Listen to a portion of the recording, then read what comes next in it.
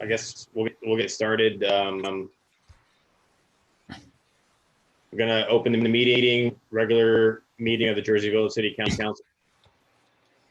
I'm gonna call to order, announce a quorum is present. Madam Secretary, quorum is. Yes. Item B, invocation of pledge by Bobby Warren, Pro Tem.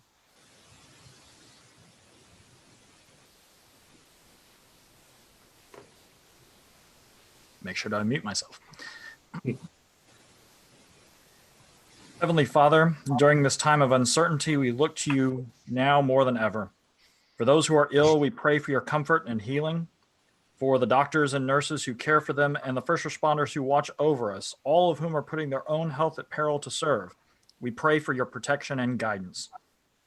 For those who have succumbed to illness, we pray for the repose of their soul and your loving mercy. For families who are suffering from the loss of work and the struggles of the unknown future, we pray for open and charitable hearts for ourselves to help our neighbors in need.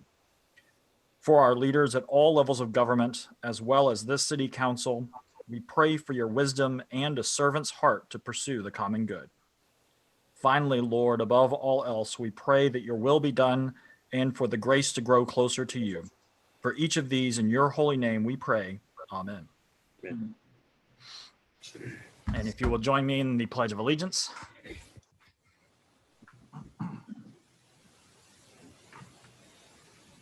I pledge Allegiance to the flag of the United States of America and to the republic for which it stands, one nation, under God, indivisible, liberty and justice for all. Hey, Bobby. Going to move into IC citizen comments. Any person who desires to address City Council on an item on the agenda will be heard this time. In compliance with the Texas Open Meetings Act, unless subject matter of the comment is on the agenda, the city staff and council members are not to discuss the subject. Each person is limited 5 minutes for comments to City Council. Lori, I was told there was no one who signed up to speak tonight. That's correct. There's no one signed up. Okay. We'll move along to item D, public hearing. Conduct a public hearing amendments to the land use assumptions and a capital improvements plan and the imposition of impact fee. We need to let those participants in. Hey, Andrew. Yo. You've got a feedback or something on your microphone. It's kind of stuttering. Yeah, it's like repeating itself. Let me change my audio source.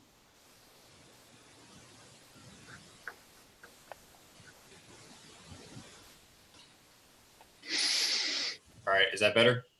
Yes. Okay, thank you. Okay, public hearing. So we have people, Lori, we have people who are going to speak for the public hearing. Yes. And we opened the public hearing at 6:04. I pulled up the script, so let me do the script real quick. I now call to order the public hearing to consider the amendment of land use assumptions and a capital investments, a capital improvements plan, and the imposition of an impact fee. Everyone desiring to speak is allowed 5 minutes to present your information. The purpose of the hearing is to consider the amendment of land use assumptions and a capital improvements plan and the imposition of an impact fee, and to give any member of the public the right to appear at the hearing and present evidence for or against the update. I would now like to request the consultants for Jones Carter to summarize the subject of the public hearing. Yes, we're online. Go ahead when you're ready, sir. All right. Are we able to present Alan Moon? Should be given access as well, and we'll go through the formal presentation. He's on there. Looks like his microphone's on mute. Okay. There we go.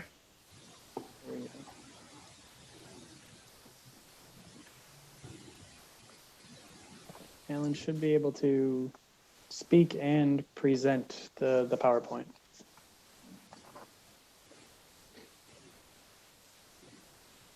All right, perfect. Okay, we'll get started. Hello, good evening, council members and Jersey Village residents. First off, we'd like to just thank council for the opportunity to present this capital improvement plan and impact fee study. Special considerations, of course, to Austin, Harry, Isabel, and Roy for their dedication and involvement through the process. So we're Jones and Carter. Our team consists of myself, Michael Gurka, and Alan Moon, who's on the call. We're going to briefly go over the report and the study that we put together, which outlines the CIP and impact fees over the next 10 years on the city's water and sewer infrastructure.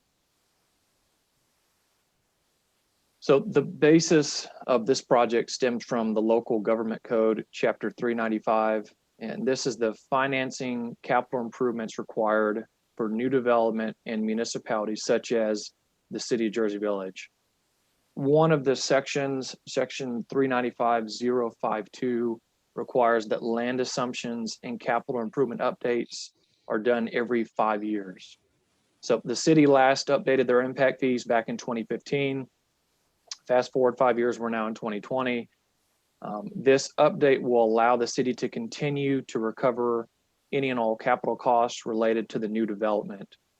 So the code itself does allow public entities to project a 5 or 10 year window. After working with Austin and Harry, we've elected to analyze the 10-year forecast to help the city and council better understand what's coming down the road, so we're more prepared. So one of the sections does require a public hearing to review this land assumptions in the CIP. So that is the basis of item D on tonight's meeting agenda. A couple other items worth noting is item 395.056 requires written comments on any land use assumption, CIP, impact fees, a minimum of 5 days prior to the public hearing. So a formal presentation was provided to the CIAC Capital Improvements Advisory Committee on June 23rd, and no comments were received. So here on the screen is just a historical picture. You know, we talked about the city last setting their impact fees back in 2015. Jones and Carter started updating the new version back in February of this year. And really we were tasked with identifying key water and wastewater system improvements that's outlined in the capital improvement plan, and those that are associated with the projected development, along with calculating those impact fees. So this will allow the city to recover any capital costs directly related to serving the projected development within their limits over that 5 year window. So just summary of the agenda. We'll review the land use plan and summarize the water and wastewater system analysis projections and what we call CIP, the capital improvements plan, and then conclude with our analysis of the water and wastewater impact fee calcs. So we are seeking council approval to adopt the impact fee ordinance pending any council or public comments. So this is just a system overview of the city's infrastructure. So all items in blue are related to water. The red here is the sanitary sewer infrastructure. You know, as Jersey Village spans across almost 3.5 square miles, back in 2010, there was reported 7,600 population based on the U.S. Census. And in looking at some of the populations and projections, you know, the city has sustained about 0.5% growth per year over the last 10 years. And some may question why updates are needed. Why is there going to be, you know, increased fees and so forth as part of the development? And really the answer is significantly due to the area. You know, Jersey Village was primarily fully developed with limited room for growth and expansion. But as we've seen with, you know, the continuation of Jones Road, the expansion of 290, it's really sparked new interest on some of the undeveloped remaining tracks within the city limits and ETJs. So with this next slide here, our primary focus was to analyze the previous plan that was created back in 2015. And in collaboration with the city staff, we wanted to gauge an overall interest of these undeveloped areas. So very slight modifications were made to the map that was originally put together back in 2015. and really assigned with designating future land classifications for the future anticipated development. The District D zoning plan was primarily utilized as a resource during our investigations. And what you'll see is the primary focal point involves the village center, including the new city hall. So this area of development is anticipated to develop over the next 5 years. And then predominantly what you'll see is tracts outlined in green are projected as both mixed use with some low density residential and retail. And then really from there, it is an effort for us to identify tracts that surround the village center. As you can see, they're very sporadic and subject to change over the next 10 years. But this was our best estimate in talking with, the city staff in order to kind of gauge how this area is going to develop, and ultimately to make sure that you have the infrastructure to serve those new facilities and the anticipated growth. So with that, I'll transition to Alan to go into more details of the report. Good evening. As part of this report, we did evaluate the capacity of both the water and the wastewater system. And so in order to do that, as Michael said, we had to project out the water demands and the wastewater flows, both at your 5 and 10 year mark.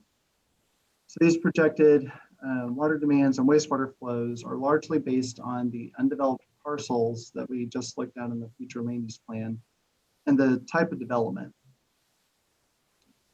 So we did determine the existing water demand for the city. We looked at the daily well logs and the daily surface water meter readings from the water that you receive from the city of Houston to figure out the city's average day water usage and its max day water usage.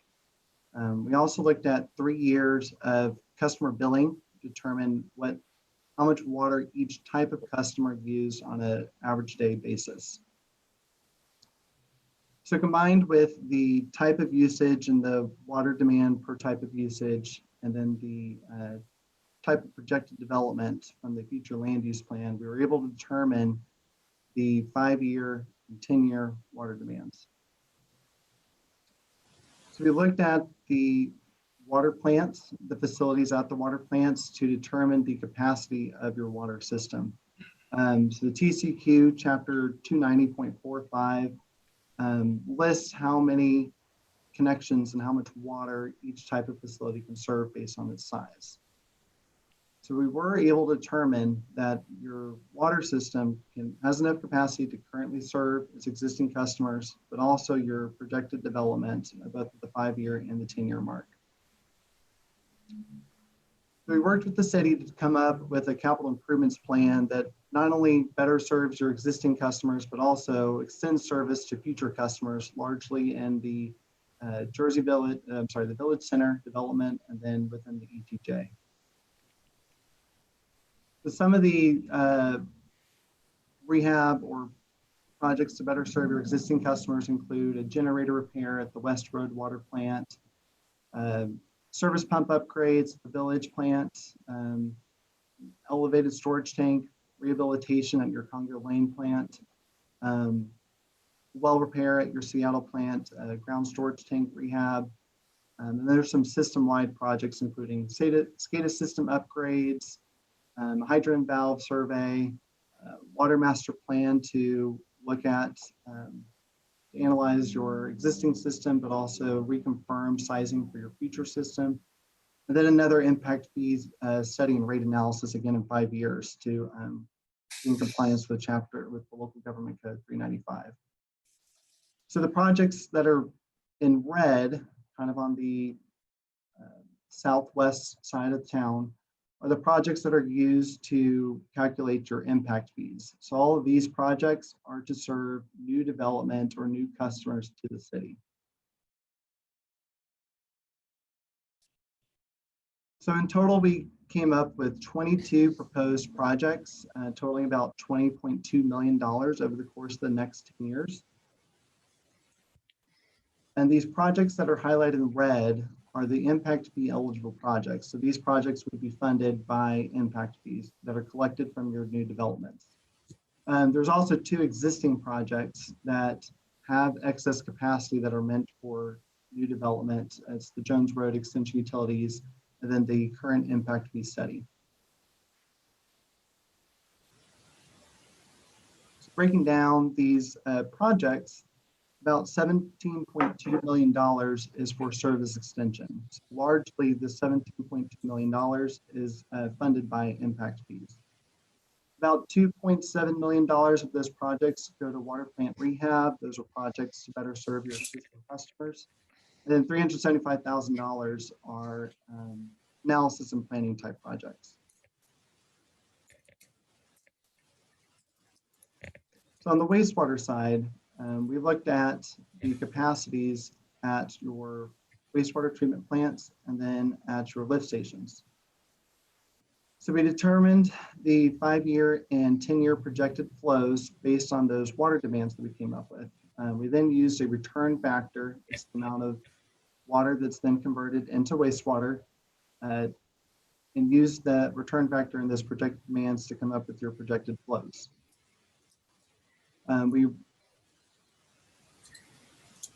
looked at where those flows were located to see if any of these lift stations needed any future capacity added to them.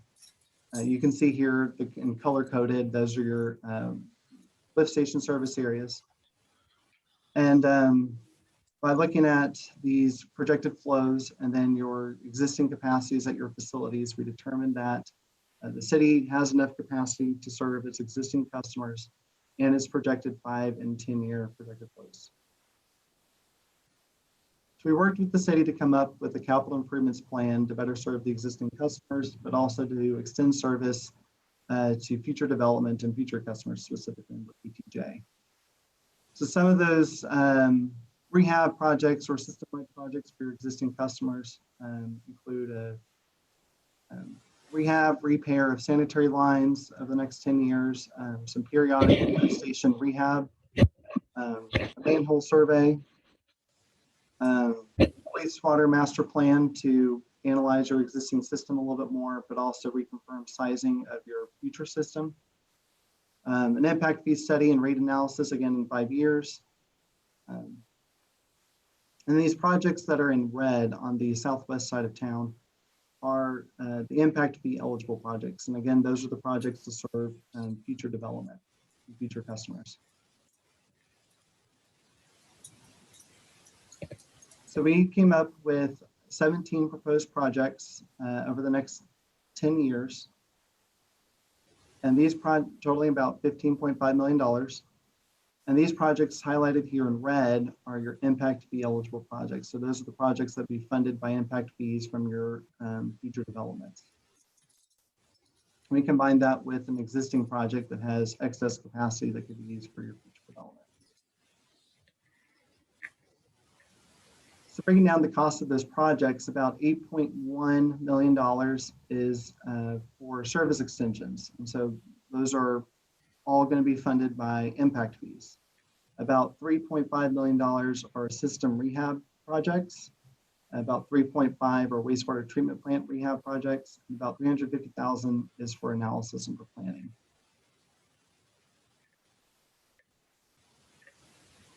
So we use the cost of those impact fee eligible projects, both on the water and the wastewater side, and some finance costs associated with those projects to come up with your impact fees.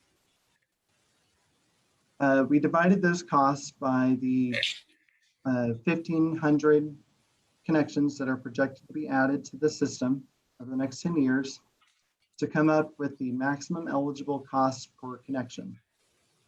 So the Texas Administrative Code 395 has 2 different ways that you can come up with the impact fees per connection. And one of those ways is a 50% reduction of your maximum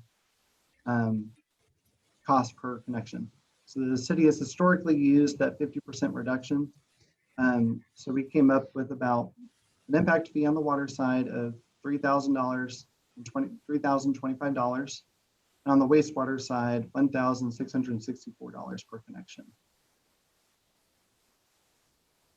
So both of these impact fees are slightly higher than what the city is currently assessing.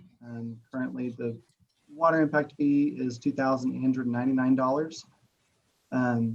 So our proposed increase is about $126. And then on the wastewater side, the current fee is $1,029, which is about a $600 increase for our proposed rate. So these are kind of how the proposed fees compare to other entities within the Houston metro area. So as you can see, they kind of fall in the middle. They're lower than both Tomball and Seabrook, but higher than Webster. And Humboldt does not assess water impact fees. But again, the big increase for the city with these proposed rates comes on the wastewater side. So the proposed rate of $1,600 per connection on the wastewater side falls in line kind of with what these other entities are assessing. So even Webster and Humboldt are about $1,600 per connection.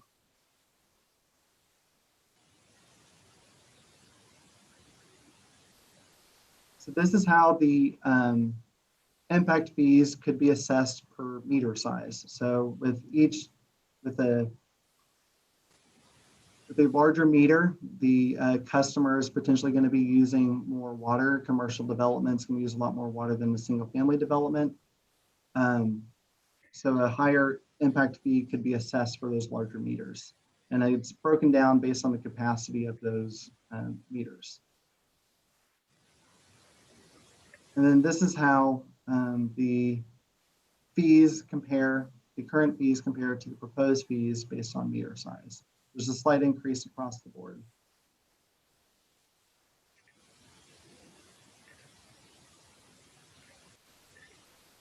So with that, we'd like to ask the City Council to consider the future land use plan, the capital improvements plan, and the impact fees. So all three of these items are necessary for the Administrative Code, Chapter 395, for the city to assess the impact fees. Both Michael and I really enjoyed working on this project with Austin, Harry, Isabel, and Roy. And we'd like to thank you for the opportunity for letting us present here tonight. So with that, we'll happily take any questions from City Council or from the public. Thank you very much, Michael and Alan, appreciate that. Any questions from City Council members? Just to be clear, we're in the public hearing, correct? This is actually being discussed elsewhere on the agenda? Correct. Yes. Okay, so I assume discussion by council would be later. Let's close the hearing then. And then we'll bring up any questions that we have during the regular session component. So Mayor, we don't have anyone signed up to speak. I don't know. Well, I wanted to get that on the record. Gotcha. I'm gonna go ahead and close it.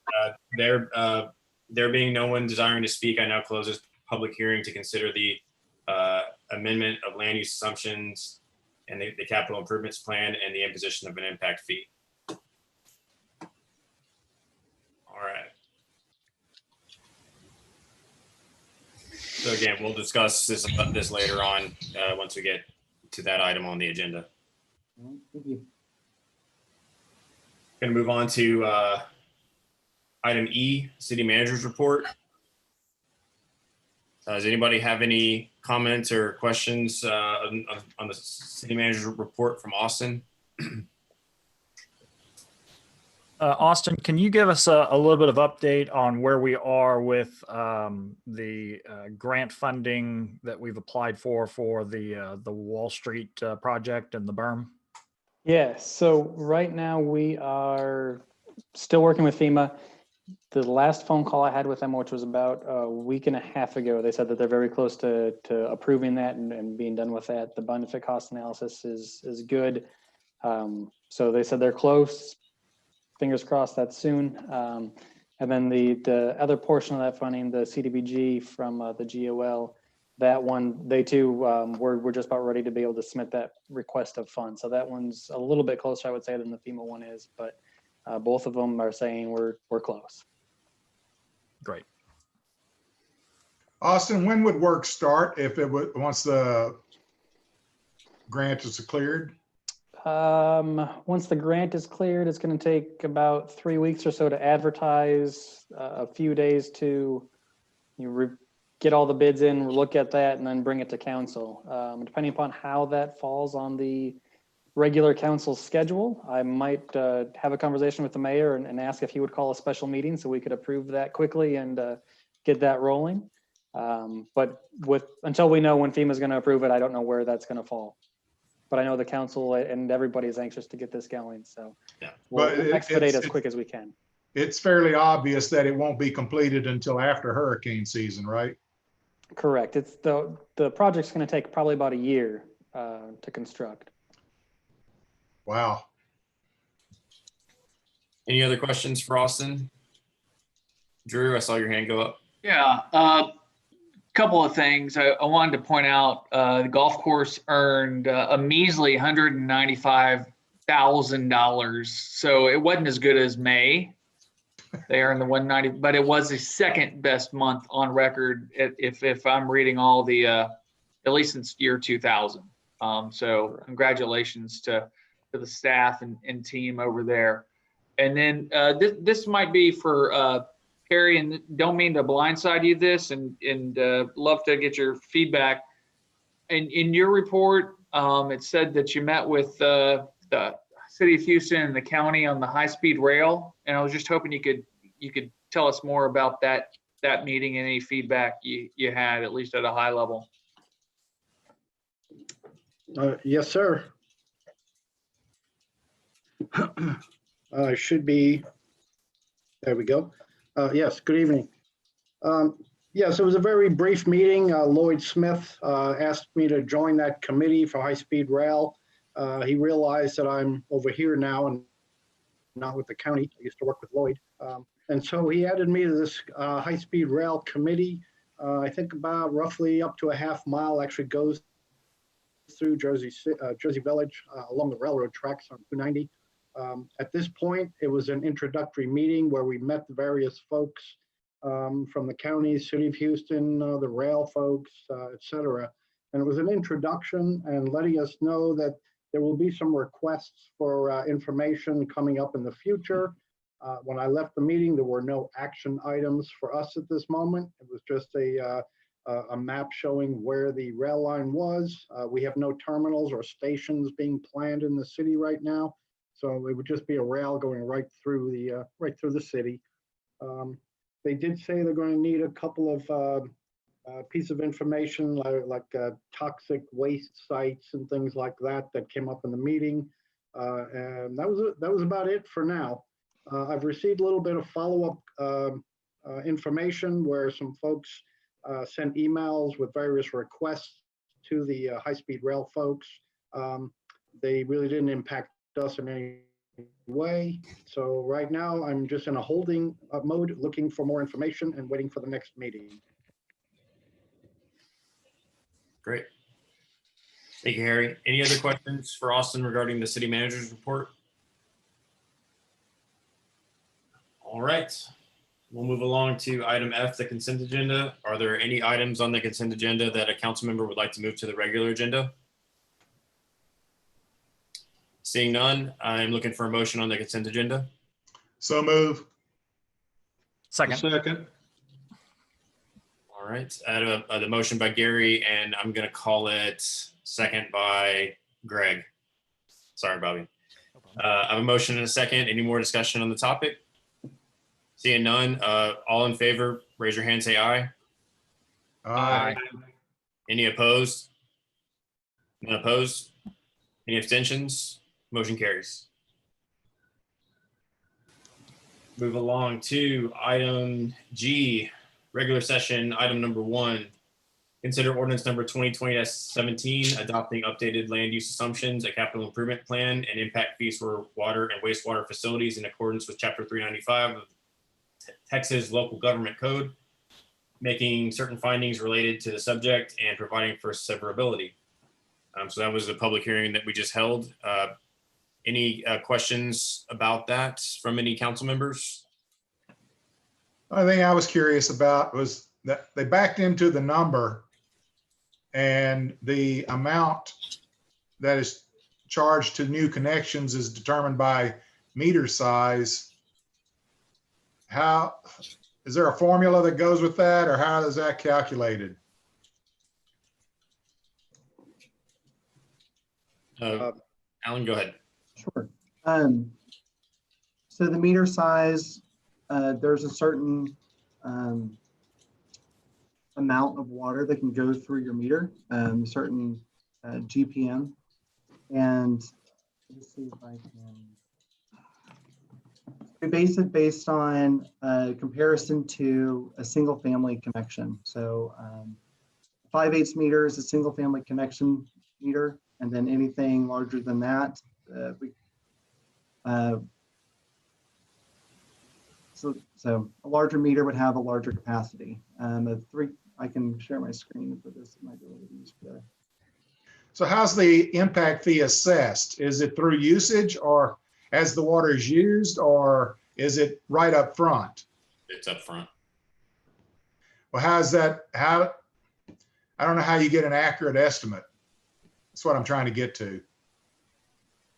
Well, I can just go through my own experience with the businesses that I've started is you know, when you go through the permitting process on your construction, you're gonna know what size water line you're gonna need. So if you need a 2-inch or you need a 4-inch, you're gonna know that before you put it all in the ground. So they assess that fee up front. So if somebody's gonna build, you know, in the build center area, and they know through their construction, their GC is going to say you're going to need a 4-inch connection, you're going to need a 4-inch line. That means you need a 4-inch meter, and that's how it's assessed up front in your permitting fees. Yeah, no, So- all the jurisdictions I've been involved in permitting is your mechanical, your engineer is going to do basis calculations off the fixtures that you have and your flow rates, and it's very difficult to accurately predict that usage. Sure, the best way of doing that is off the meter size, and the meter size is based off the fixtures that you install. Yeah, you also have to keep in mind that it's not about, we're not talking about charging for the water itself. We're talking about charging to compensate for the infrastructure that's put in place, and the size of pipe that you're going to put in is directly related to the number of connections and the size of those connections, and how much could they potentially need in terms of flow rate, not the total amount of usage. Well, I think I got my answer. If there's engineers doing it, they've got a standard way of measuring things, and it's basically going to be the same on anybody's connection. Right. It's a standard rate depending on the meter size.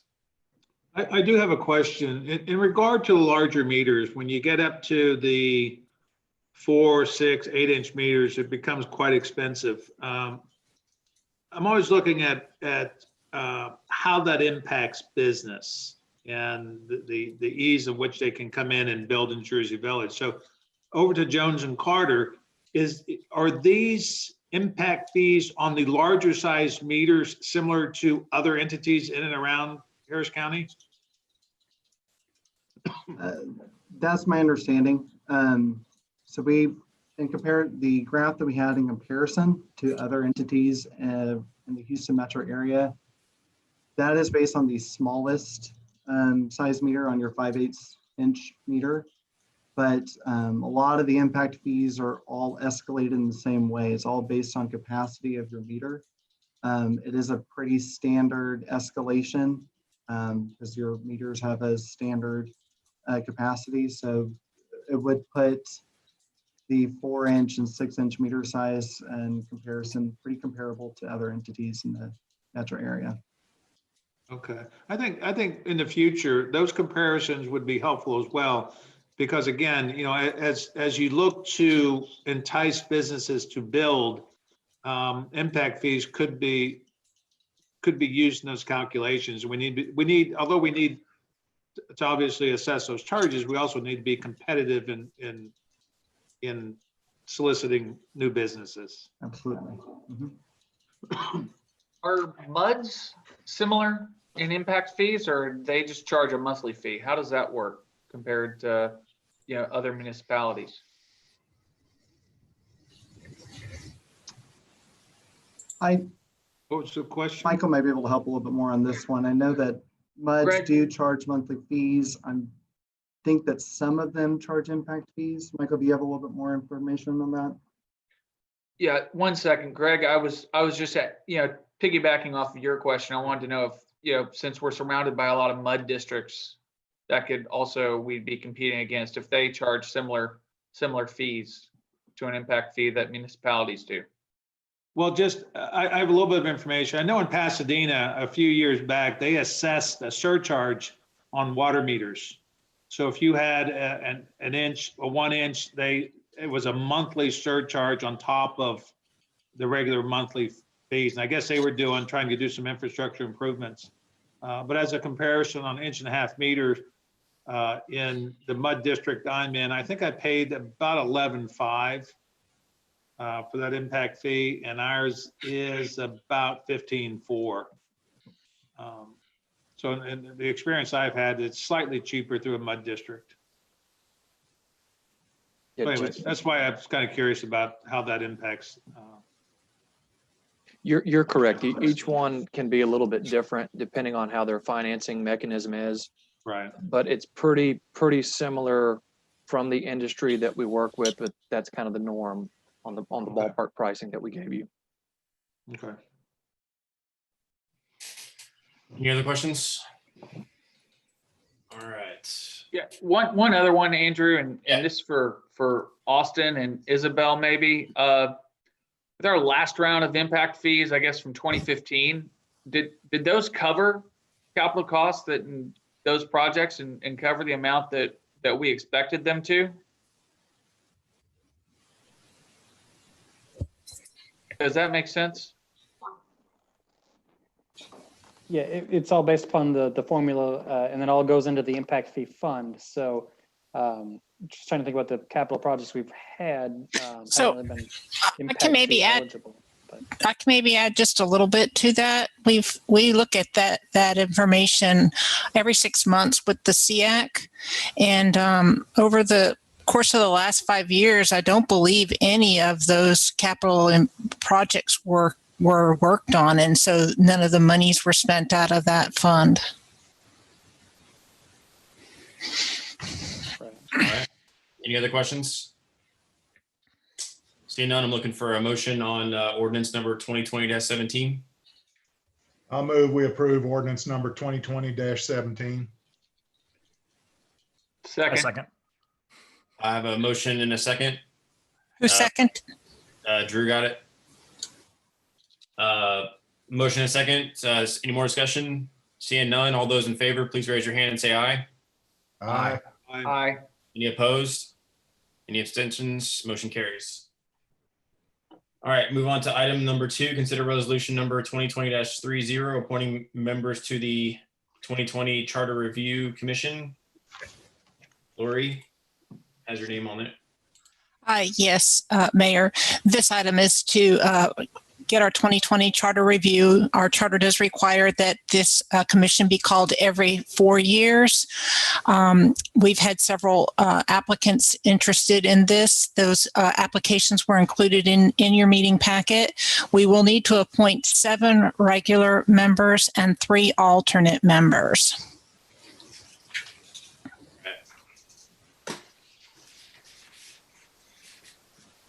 So we need 7 regulars and 3 alternates. And I think there were 11, was that right? 11 applications. So it might be easier to first decide maybe which person you don't want. And then after you get the 10, do the alternates. I don't know if that's. Yeah, I don't want to call anybody. Say that's not going to be easier. Yeah. No. Okay.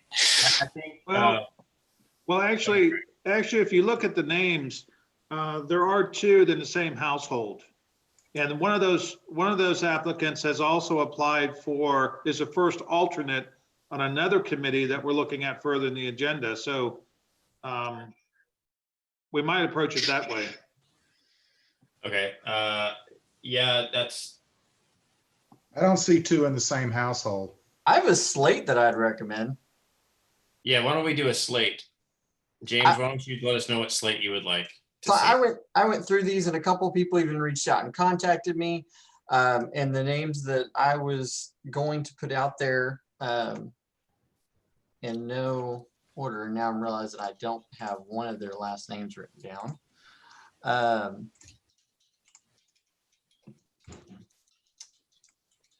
going to find it in a minute. Is Ashley Brown, Eric Robertson, Rick Faircloth, Sherry Shepard, VK. I don't have her Too last. fast. There we go. Annabelle Silva and Denise Renew. One more time. Can you go over them? Yeah. Ashley Brown, Eric Robertson, Rick Faircloth, Sherry Shepard, VK, I think you said Visas.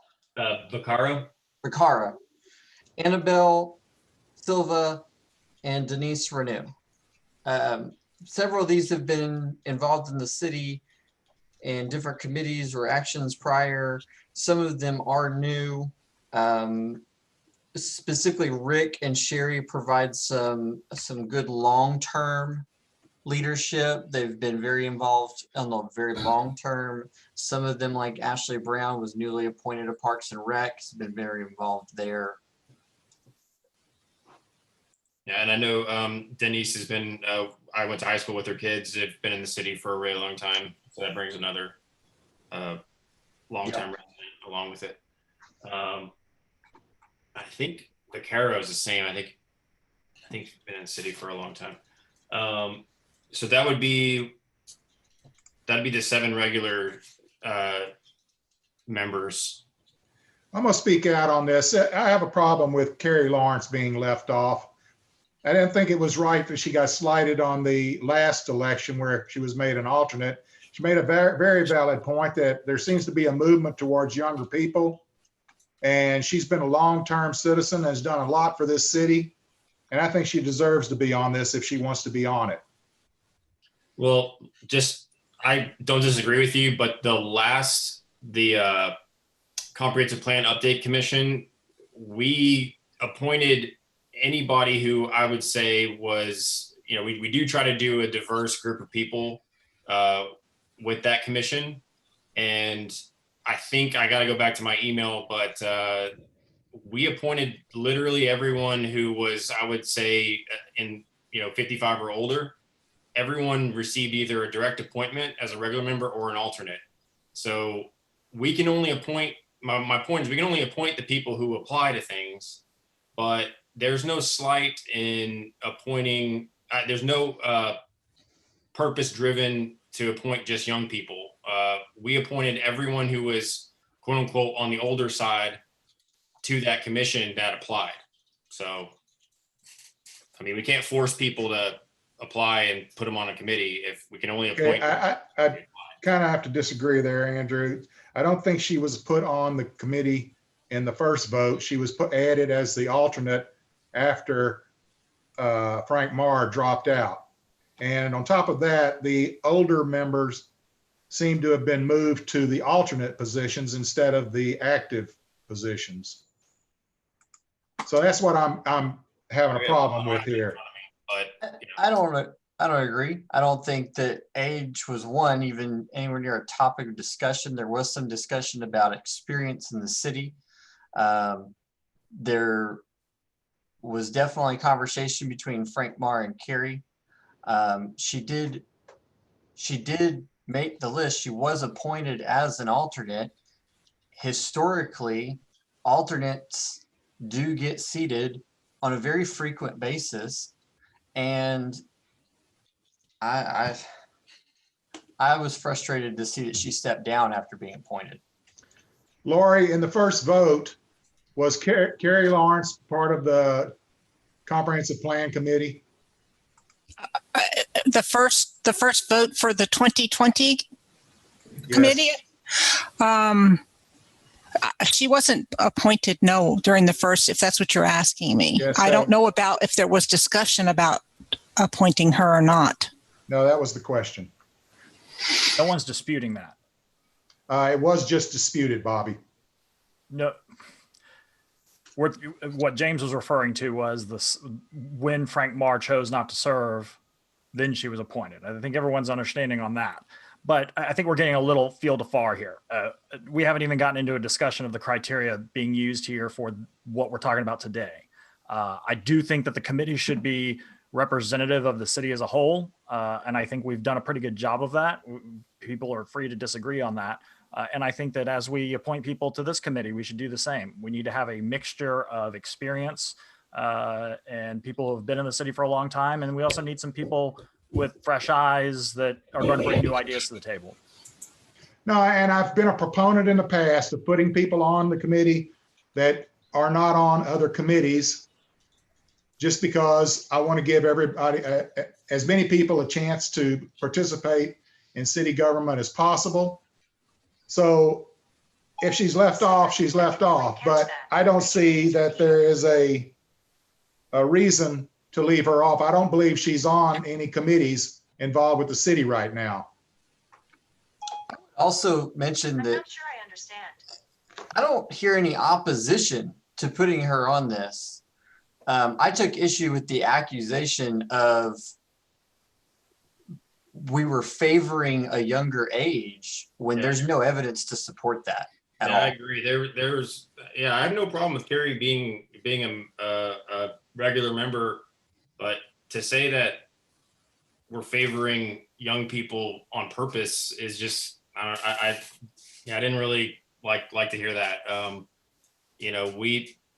think it's been said multiple times when we put committees together, we are trying to do the best we can to form a consensus group that represents the city as a whole.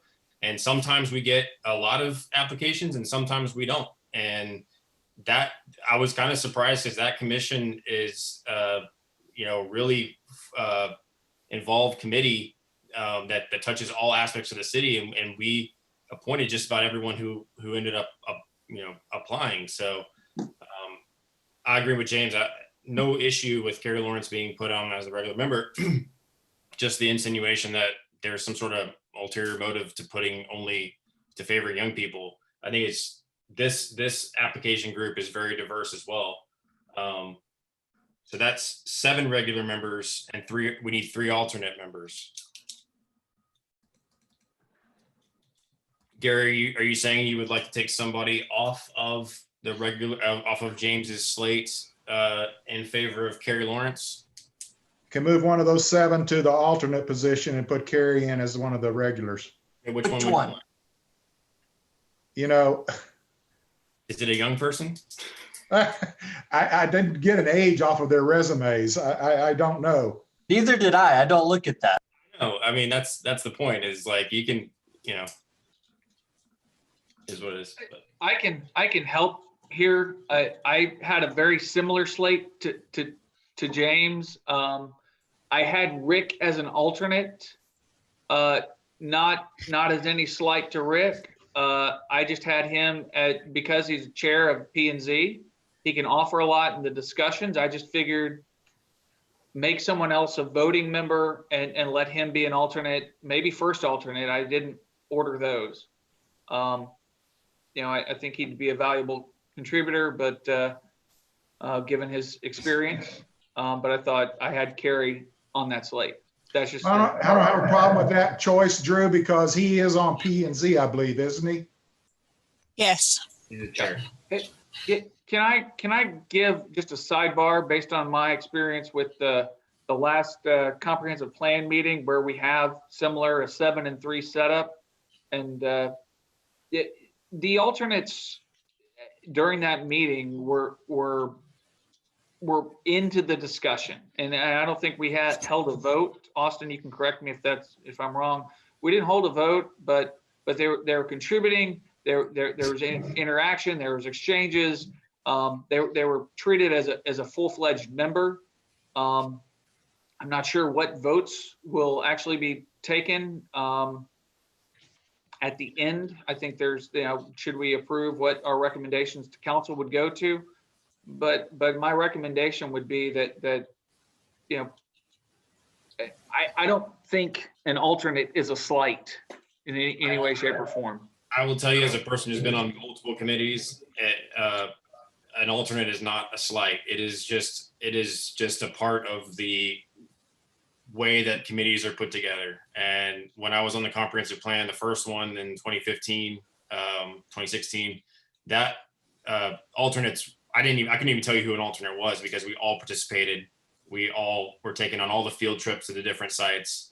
All of the comments from everybody, it didn't even matter. We all even sat together. So I don't think it was kind of strange to hear people that were being upset with being alternates, because it's as we even said last time, it's not a slight. It's just, this is the way that it falls. So I have a question. So the Charter Review Commission will look at the charter and then make recommendations to council. And then if council accepts those recommendations, we'll put them on a ballot. Is that the process, Lori? Yes. Okay, so ultimately it's the council that makes the decision. Is that correct? Yes. Okay, so the way I view this is the people that have been involved in the city for a long period of time have probably gone through this process multiple times. And when we did the comprehensive plan, we were looking for diversity in so much as people that have not been associated with the process to bring a fresher perspective.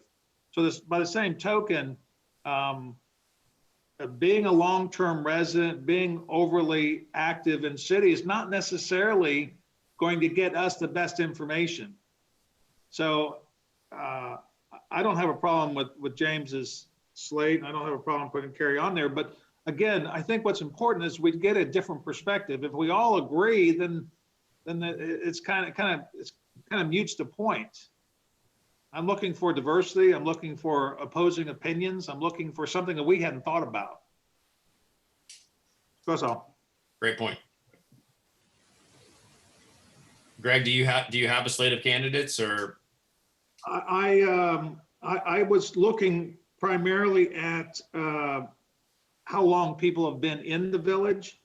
I did have Carrie, Sherry, Ashley, Sonia, and Judy or Eric. Yeah, so I was on the same lines as you guys, but what I was looking for is diversity in the length of their citizenship in Jersey Village.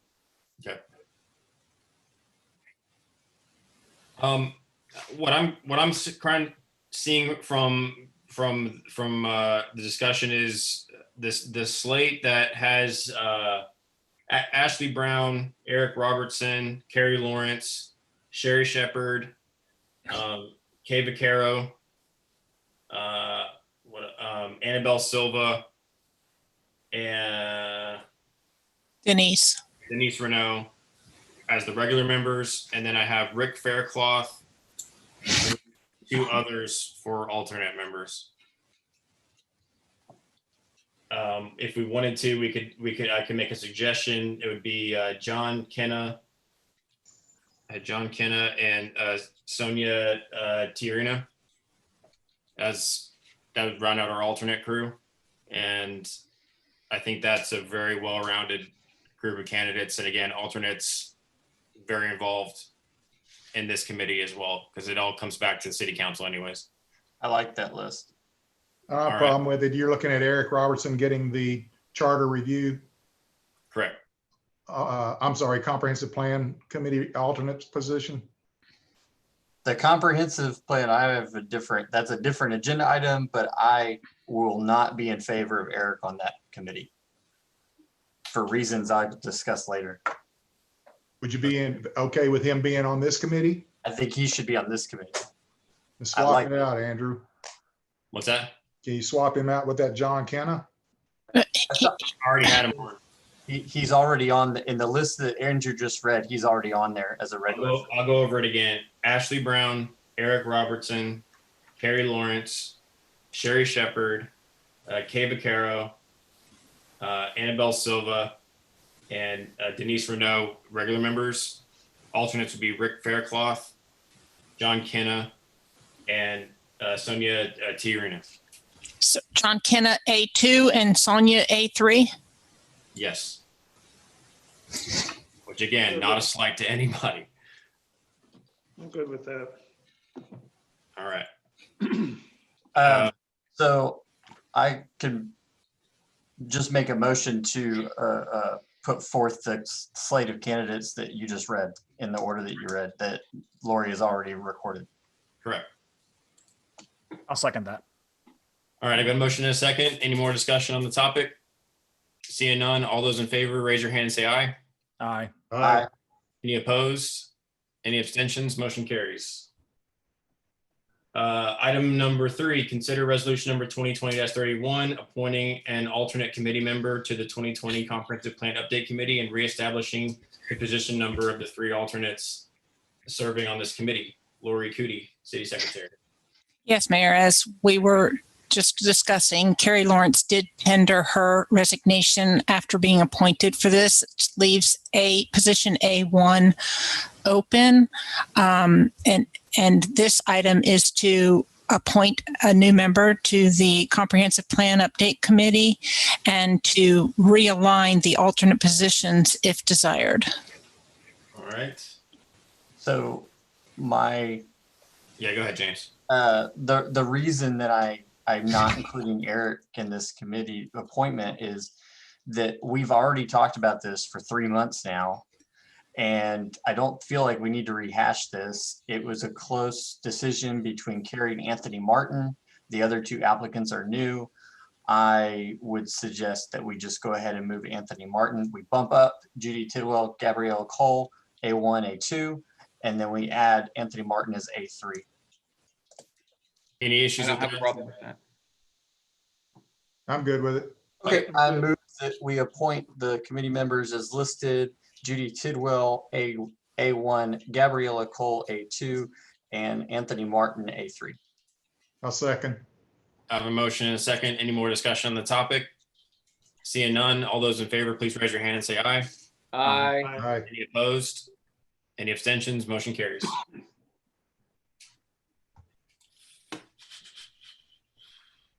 Okay, going to move into item number, I'm sorry, who was the second on that one? Gary. All right, item number 4, consider resolution number 2020-32, authorizing action for the 2020-2021 health insurance plan year by renewing health insurance plans with Texas Municipal League Intergovernmental Employee Benefits Pool. Austin Blease. Mayor and councilors, recently we received our re-rate numbers from TML Health. And the re-rate came in this year at 7%. They are offering credits on our monthly bill of approximately $22,000 total for the whole year, which would effectively bring our increase down to 4.8%. We've been with TML Health since 2009. Since then, we've averaged an increase of 2.7% each year. The credits that we're receiving, they're based upon length of tenure in the pool and the amount of costs associated with your group. So that's how they come up with that. The longer you're in the pool, the more credit you get. So staff is recommending that we renew the health insurance plans with Texas Municipal League. Okay. Any questions of Austin? Personally, it seems like a pretty reasonable. So usually we kind of have a longer discussion on that topic, but seeing as they're pretty reasonable this year, I don't really have any issue with it. So any other discussions, questions? Yeah. My only question, and it doesn't need a long response, is do we do a sanity check ever just to kind of see where others may compete against it? We've not gone out to bids, at least in my time here. I know previously they had looked at that, but I do talk with managers who are outside of the health pool and what they're paying in the plans, and we've got a good setup here. Okay. Great. That's all I asked. Thanks. All right. Anyone would like to make a motion? I'm open to motions. I'll move we approve resolution number 2020-32. I'll second. I have a motion and a second. Any more discussion on the topic?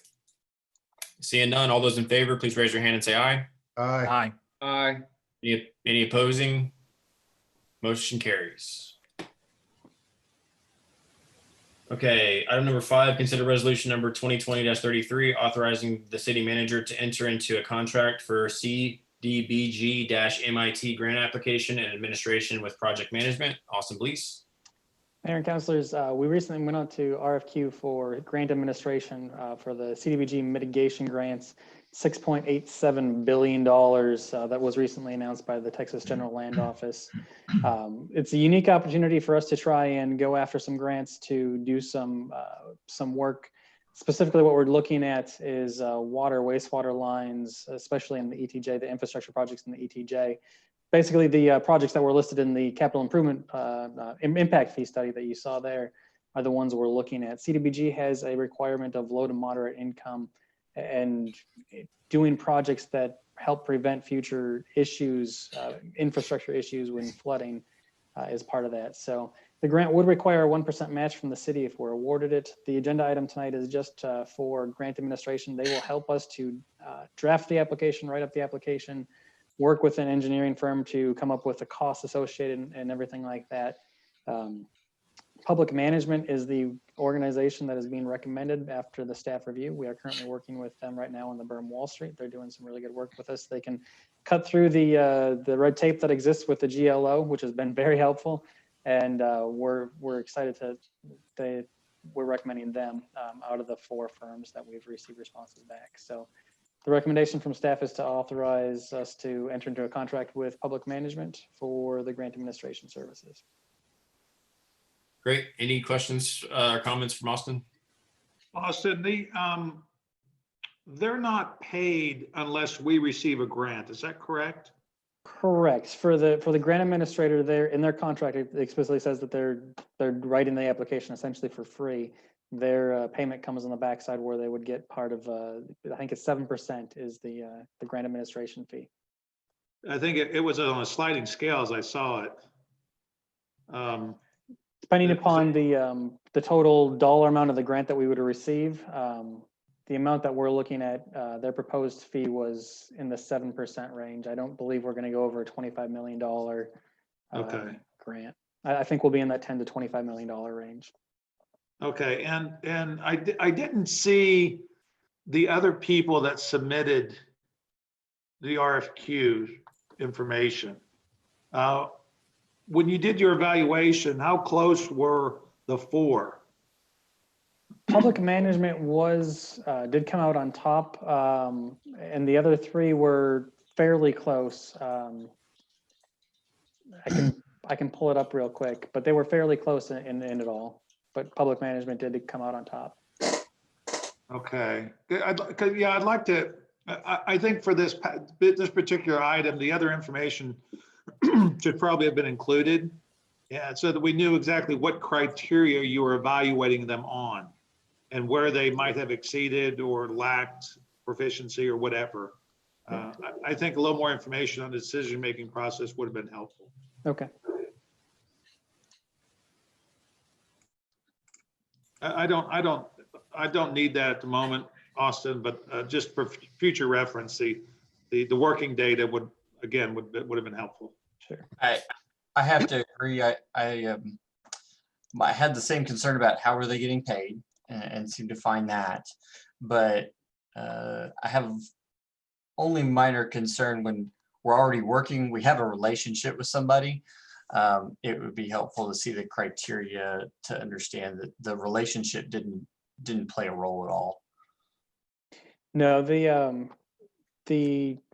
main things that come into play, their experience with federally funded grants, the references from current and past clients, that's worth 10 points out of 100. And then other things, are they submitting their requests on time? Is their work product good? Are they managing projects within the budget? And then the qualification of their staff, their present and projected workloads, the quality of their work proposal. Those are the big things that play into it. The grading scale is actually a fairly standardized one across all CDBG grants.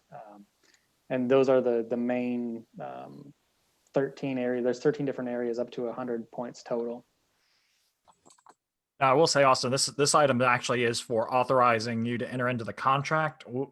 I assume like normal processes, that there was a previous item on a prior agenda, if I remember correctly, for the actual selection of them and to authorize you to negotiate the contract, right? No, for this one, this is we put out for the RFQ, and if there's things that we need to negotiate in the contract, we can do that. But with CDBG, the contracts are pretty standard. Okay. So there's not a whole lot of wiggle room. A lot of that's dictated by the state. Okay. So it was pretty much here's the template and fill it in and send it back. Okay. Yeah. Okay. That makes sense. All right, any more discussion or questions for Austin? All right, seeing none, I'm looking for a motion. I move that we approve resolution 2020-33. Second. That was Gary, that's second. I have a motion and a second. Any more discussion on the topic? Seeing none, all those in favor, raise your hand and say aye. Aye. Any opposed? Any abstentions? Motion carries. Move into item number 6, consider resolution number 2020-34, authorizing the city manager to enter into a contract for CDBG-MIT grant engineer architectural surveying services with Whit Zollers Incorporated. Austin, please, city manager. Mayor and councilors, once again, this is similar. These engineers would help us to define the project a little bit more, give us the estimated pricing, and really draft the engineering side of it. We did send out requests for proposals to over 30 different places. We received responses back from 8 different engineering firms. This one was a bit closer. Hoyt Zellers, their average score was a 99 from everybody. A few of the next 3 closest ones were Dannenbaum Engineering, IDS Engineering, and SPI. Those were the other 3 ones that were close, but Hewitt Zollers were the ones that came out with the most overall. The team to help review these ones included myself, Harry Ward, the Public Works Director, and Kirk Riggs, the Police Chief, the 3 that reviewed everything. And once again, the experience and the factors that went into this one, our experience in having previously designed these types of projects, water, sewer lines, having worked on federally funded construction projects, specifically with CDBG, and having work experience in our general area. The performance factors that went into it were the past projects completed on schedule, on budget, where there's high work quality, and then the other piece of it is the capacity to perform. Do they have the staffing necessary? Do they have the availability of the resources there? And do they have the professional liability insurance in force as well? Once again, pretty much standard grading things from the CDGB. Since it's part of that whole pot of funding, they have a very standardized way of recruitments for these things. Is there a reason our city's engineering firm isn't included in it? They did not submit a proposal. We sent one to them. They acknowledged receipt of the RFQ, but they did not submit one. West Belt Surveying, who works very closely with Brooks and Sparks, did submit a proposal, but just for surveying things, not for any engineering things. So they received it. We asked them to submit one, and they chose not to. Okay. Austin, in the contract, attachment C, schedule of fees. It's kind of interesting that there were no numbers. It was just a multiple of salary, which is somewhat open-ended.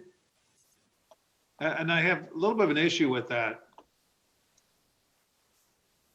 It's page 20, it's the last page, 21. So I would assume that they're going to be compensated based on the work that they do that you assign to them, or that the city asks them to perform. Correct. And it looks like it's based on an hourly rate rather than a per job rate. And there are I did not find any numbers associated with those fees, which is a little alarming. Yeah.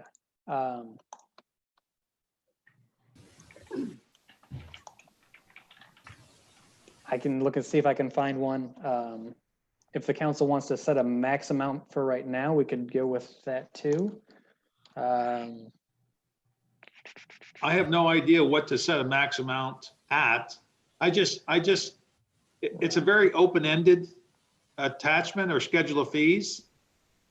And there's, I mean, it looks to me they could charge basically whatever they wanted. There's no maximum hourly rate. There's no. This was a request for qualification only. I don't think there's any cost estimation in it. It's to choose the highest qualified firm, and then you go into negotiations typically. I believe that's correct. Okay, so this was a request for qualifications. Except Is we're that, not- So what we're authorizing tonight is for the city manager to enter into a contract. So the contract.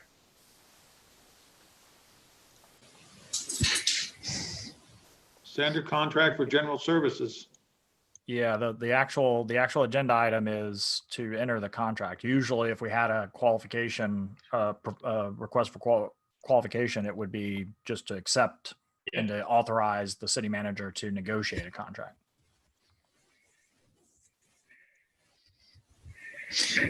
Does that resolution say in substantially the form as attached? Yep. So that's something that could be changed somewhat if it's not a substantial change.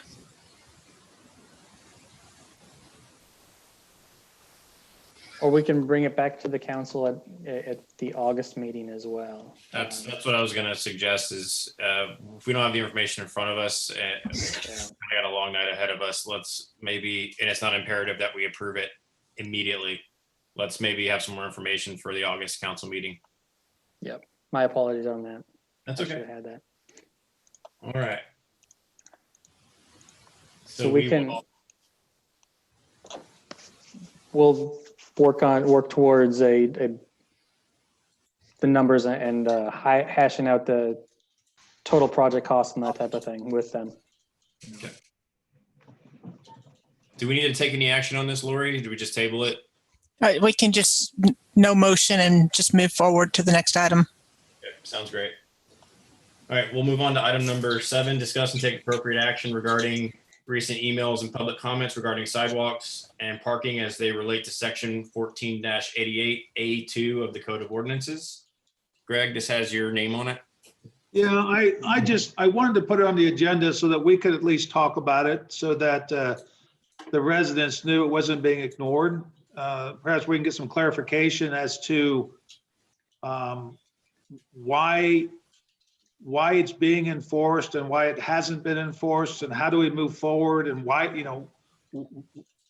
what prohibits them from parking in their driveways that impede a sidewalk. I just want to have a general discussion on it. It probably goes more to the city attorney because it was my understanding, or this is not the first time this has come up. And it is kind of generated by a state law rather than a city ordinance. And that, Justin, that's probably a question to you. Is that the case? Well, Lori sent me the information and the portion of your code that seems to be brought up by residents, and then the state, a small part of the state portion. I mean, it's all general. When you talk about the state law, all the time it'll defer to municipal regulations when it comes to parking and your residential requirements. And so, I mean, I scanned through not only what was referenced here in this particular item, but but it looks like what the parking regulations are for what would be the single family residential area of your city. And my suggestion would be that if you're having problems with, with people somewhat maybe interpreting this one way, but then the enforcement's interpreting a different way, I would suggest you just clear up whatever the regulations are for your single family residential area, put it in that zoning regulation, and then make it real clear. And then this one shouldn't be that big of an issue. You're not prohibited by state law to limiting certain types of parking in the residential areas or anything in zoned city. So, I mean, if you're having problems with the enforcement just because it's not clear, then I think that's where you need to focus in and clear up whatever the issue might be. And from all I know about this issue is what I think was mentioned last city council meeting was that I think that one certain neighborhood or maybe a couple spots, it sounds like there was a truck with a trailer parked somewhere that was maybe blocking a curb or a sidewalk or something like that? Well, my understanding is there are many homes in Jersey Village where if the resident parks in their driveway, it does impede the sidewalk by design. A lot of houses on corners, and I think somewhere along the line, some residents gave numbers, 50, 60, 70 homes, perhaps. So it's not an isolated instance. It's kind of a citywide instance, but somewhat selective enforcement. So I think we just need to have clarification. Either we're going to enforce it or we're not. And if we're not, let's change the ordinance to address the issue, to your point. I would like to maybe hear from each council member to hear what their thoughts are on as the ordinance is written and its regulations that apply to all districts. Yeah, I would take a little bit of note. Justin mentioned that this was in like parking ordinances in our code of ordinances, and from what I see, this is in a zoning ordinance that has multiple things. We can talk about fences in the same section, and you know, we don't know what the intent was. As I read this, I don't know that the intent was so much parking of vehicles as much as it was someone setting up a sales on a corner and blocking the sidewalk, or a protest on the corner and blocking the use of the sidewalk. I don't know that the writers of this were intending to say you couldn't park your car there or not. When you go to the Texas Transportation Code, it very clearly says you can't park your car blocking the sidewalk. Unfortunately, that's a state law that we have zero control over. There's nothing we can do about that. As far as enforcement, I believe that the city's been enforcing this on a complaint basis. And I really have strong opinions against choosing not to enforce a law. It is a law, unfortunately. I agree with not going out and looking for it, but we shouldn't just ignore something. Well, James, a couple of points. I agree. The state's pretty clear in how they define it in 545-302. My question on that is, what defines a sidewalk? Is it linear or can it curve around? And I'm not trying to add wiggle room to the conversation, but you know, provided you're walking on a path that doesn't include the street. I mean, I went through a lot of city ordinances throughout Texas over the weekend, and most of them defer to the state, like you said, over parking control, and included the fire hydrant and crosswalk, and mainly for street parking, flashing signals, stop signs, etc. But very few of them, other than that, most of the complaints that I read and other things were people on the sidewalk physically obstructing not the driveway portion, but the actual sidewalk itself. Just to reply, a sidewalk is the portion of the street that's between a lateral line of the roadway and intended for pedestrian use. Yeah, I think to your point, when a sidewalk is also a driveway, you know, we're making the assumption that the public portion takes precedent over the private portion. And I guess that's kind of the issue. I understand you can't pull up and park on a sidewalk, but if it's part of your driveway, it changes the situation somewhat. I would imagine there's case law on that already. Yeah. Yeah.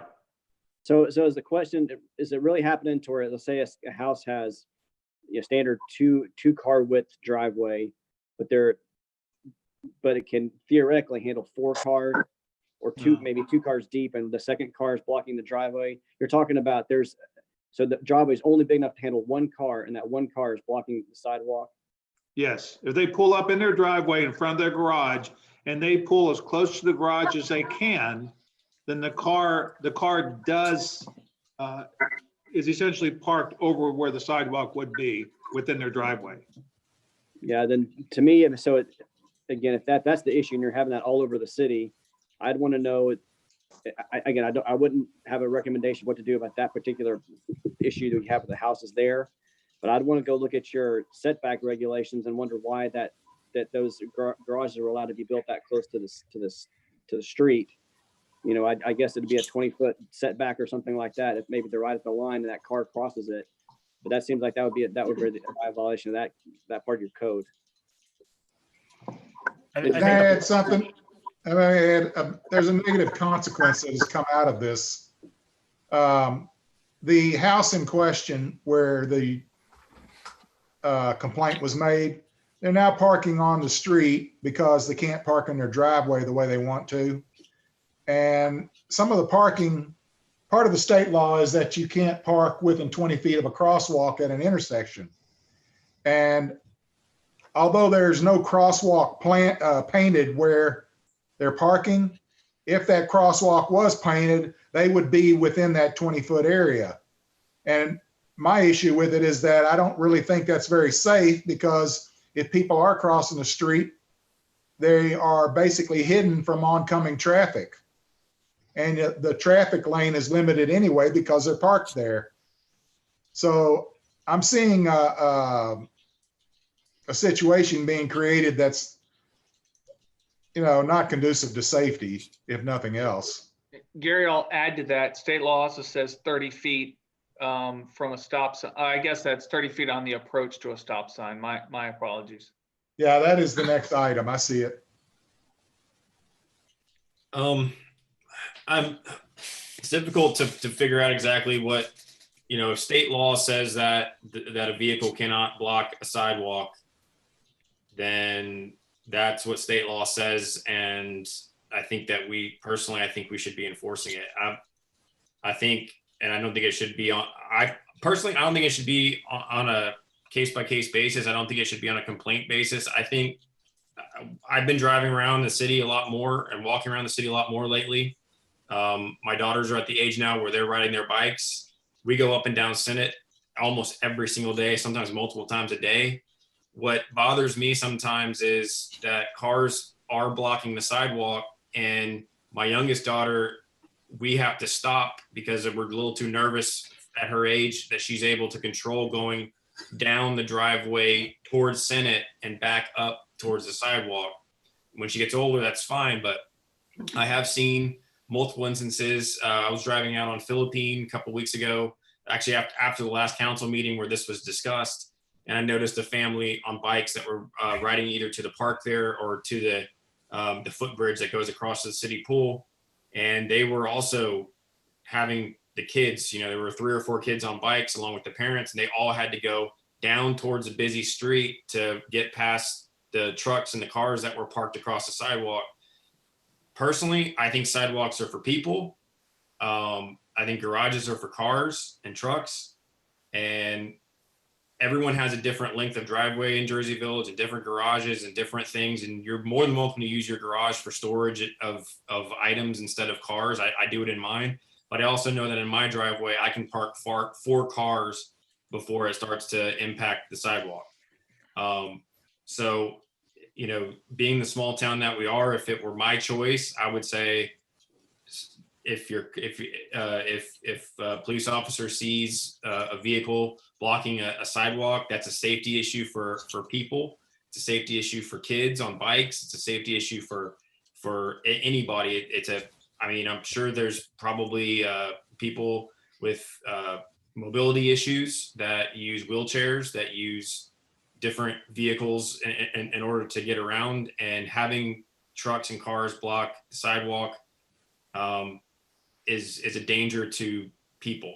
And I also have seen people that have driveways along, for example, Senate and along Village, you know, all these busy streets, that they do park their cars in the driveway, but they turn them at an angle, or to allow people to more safely pass those vehicles, or they even pull their vehicles down closer to the busier street to allow people to pass behind their vehicles. I'm not opposed to that. I'm just, there are some instances where you have to get off of your bike. You have to put yourself in danger going closer to a busy street in order to avoid the vehicle. And it's the homeowner that has made the decision to either not park their vehicle in the garage or use it for a different type of storage, but that impacts the right of a pedestrian to be safe when they're walking on a sidewalk. That's my opinion on the matter. Whether we need to change the ordinance in order to reflect that, whether y'all even agree with me, I don't know. But it sounds to me like state law says you can't block a sidewalk, and we need to give direction, in my opinion, to just like when we passed the golf cart ordinance. Do we need to put in our water bills? Do we need to put in the Jersey Village Star, hey, heads up to people who are parking in their driveway and blocking a sidewalk, starting on some date, we're going to start enforcing that. That's something that I think that we may want to consider, and I'm open to anybody else's opinions on it. Yeah, I will say, I'm just saying there's consequences to taking that kind of action. It's like I was talking about earlier. You got it on Village Drive. There are vehicles that are too large to park in their driveway up against the garage door and not encumber somebody walking on the sidewalk. Those, to Justin's point, the house, the land where the house is sitting on is so small that you really couldn't have designed it any better to get the setback that you needed. Has to get away from one particular house, because this is over 70 houses. Complaints like this have been going on in JV for over 15 years. Like Justin pointed, it's original construction issue. Let's not talk about one particular house. Right. And part of the issue too is that a lot of the vehicles today won't fit in those garages. Some of the trucks and SUVs won't fit into the garages. My purpose in this was to have a discussion and to see what our options are. Do we have the option to change the ordinance? And we can decide that at a different point. The first question is, can we, yes or no? And I'd like to know, and I'll spend some time and drive around and see how many homes this impacts. It's not 1 or 2 or 5 or 6. It's many, many more. And Andrew, I certainly understand the safety factor, and I agree 100%. But I think we owe it to the citizens to address it affirmatively one way or the other. And going back to Justin, to know what our options are. if I may, I figured I'd finally get a chance to jump in and discuss this. I think that really state law looks pretty clear to me when I read it, because not only does it say you may not park in a way that blocks a sidewalk, it provides some very, very narrow instances in which a municipality is allowed to adopt ordinances which are in contravention of that, like in a central business district, or things like that. Or if it's traffic is necessary, I forgot there was one other, like for some particular use. But the point being that the fact that there are limited exceptions for municipalities and none of these seem to fit our area, talking about the city ordinance is kind of moot at this point when you have state law that makes it clear that you can't park there. The bigger issue to me is that the reason that this, and I realize we're trying to get away from discussing one family, but I think this is a good example that could apply to a lot of others, is that they were caught off guard because of the fact that it had gone unenforced for so long. They had been there for a long time, even to the point where they expanded the amount of concrete for the sidewalk to park more vehicles in the same way, where it was over the sidewalk.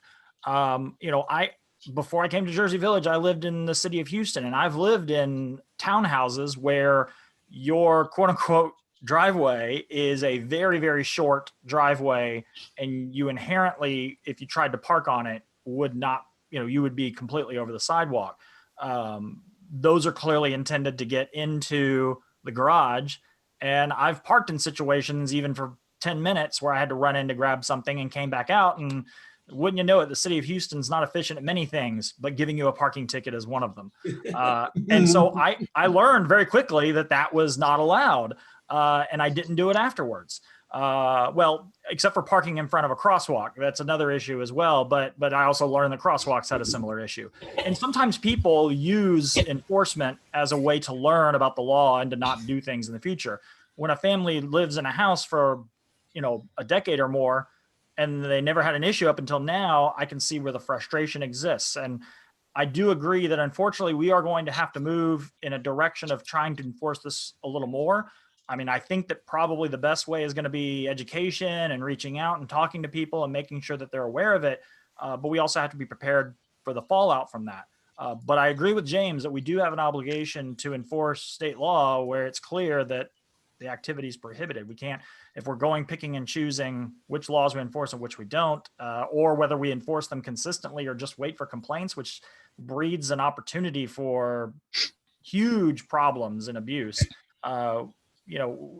We really need to make sure that we're out there and proactively enforcing and trying to make sure that people are aware of what they can and can't do. I agree, Bobby. And one of the things that in my tenure on council, when there's code issues, when there's code enforcement issues, neighbors don't like to complain on other neighbors. I've heard it multiple times in city council meetings. We don't want to pit neighbor versus neighbor. And so if it's enforcement on a complaint basis, I don't like that. Someone's got to be the bad guy. And unfortunately, it's going to have to be the city in this instance. But I think that we need to enforce state law.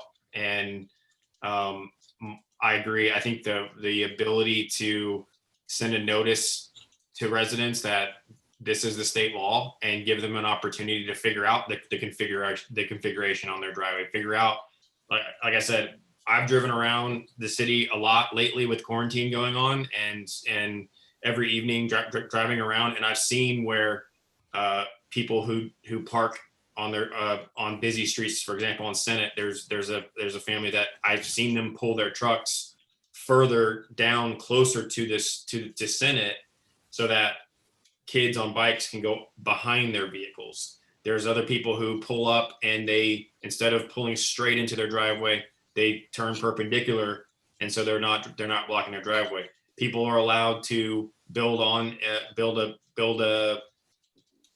side driveway into their backyard if they wish. They can add on to their side driveway to allow parallel parking instead of a straight parking job across the sidewalk. So I think it needs to be enforced. It's a state law that's on the books. It needs to be enforced. It's a safety issue, in my opinion.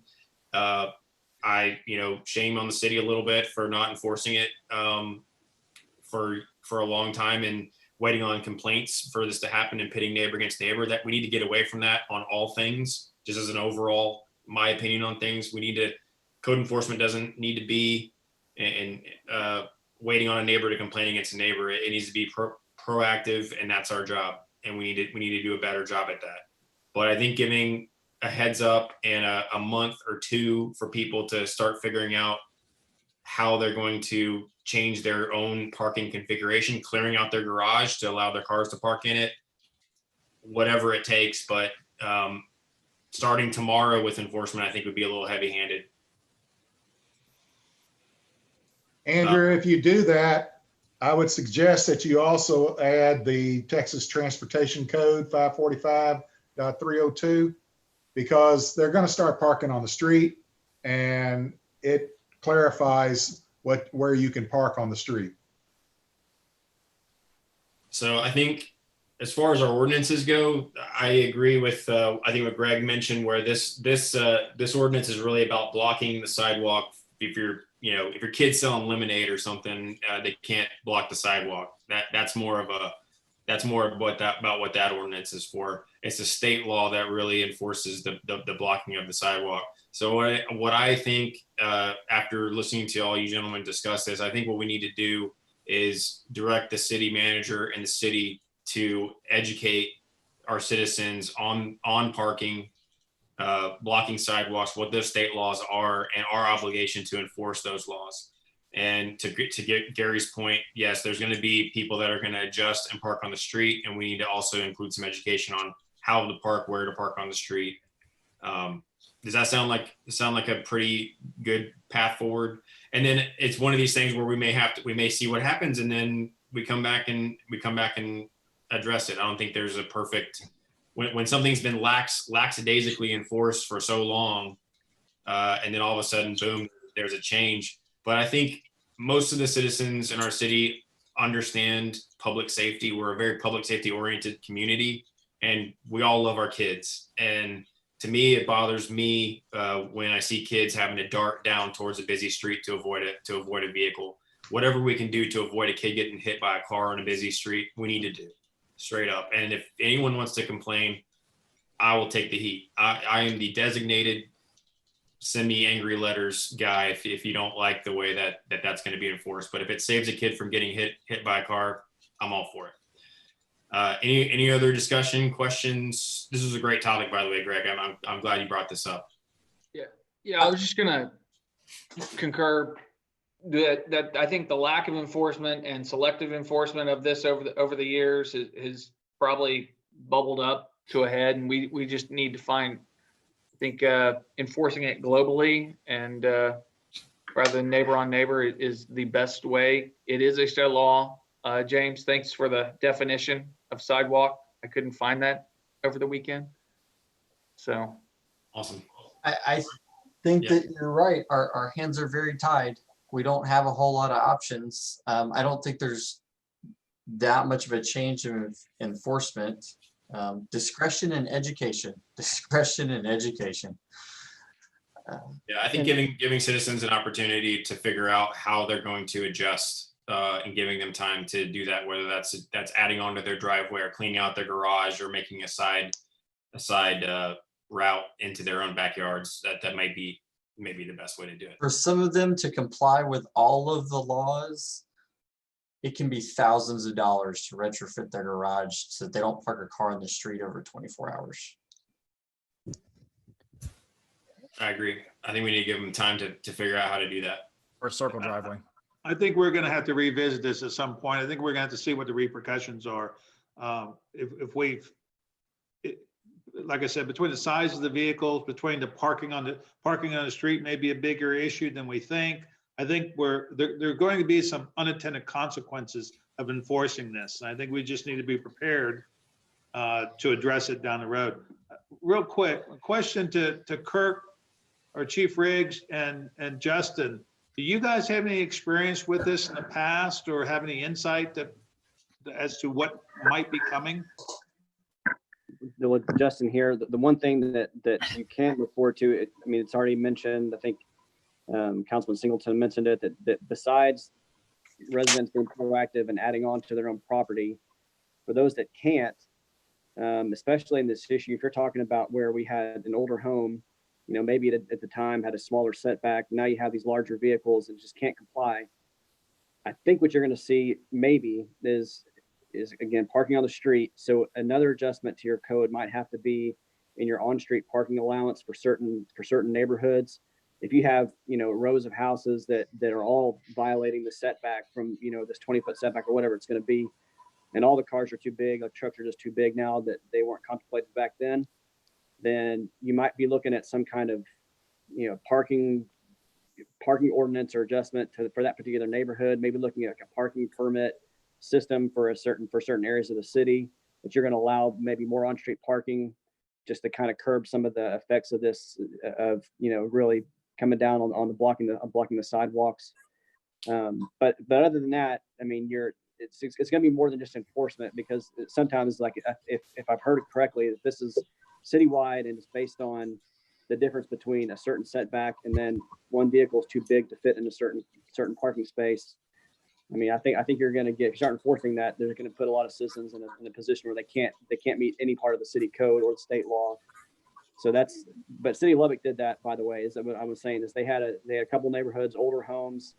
That situation wasn't so much with one car couldn't meet it. It was when they had, single width for a car on a driveway. But at the time those homes were built, one car per home was the standard. But now everybody had two. So people would park their second car up behind the first one and block the sidewalk. Well, city started cracking down on that because to block the sidewalk. So what we had to do was establish just a parking zone essentially, and then allow permits that certain residents in the area could satisfy. Could get a permit if they live in the neighborhood and you could park on the street. So it allows you more on-street parking for the residents in the area.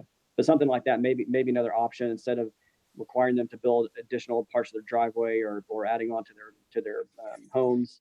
Something like that could be something that's easy to get to. Okay.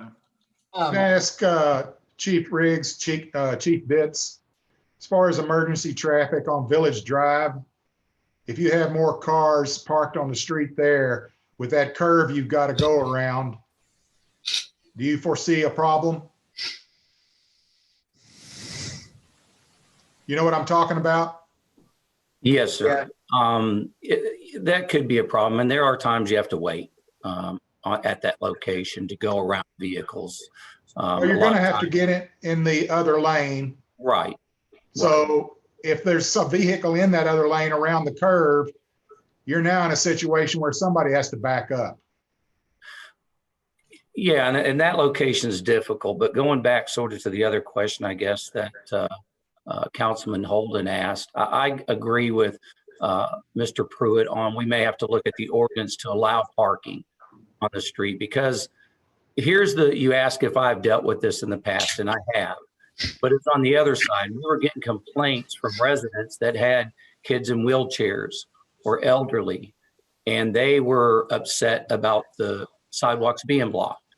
So that's the way that's the only time I've dealt with this in my career, basically wanting us to enforce it. And yes, we definitely will educate and use a lot of discretion because it has been allowed.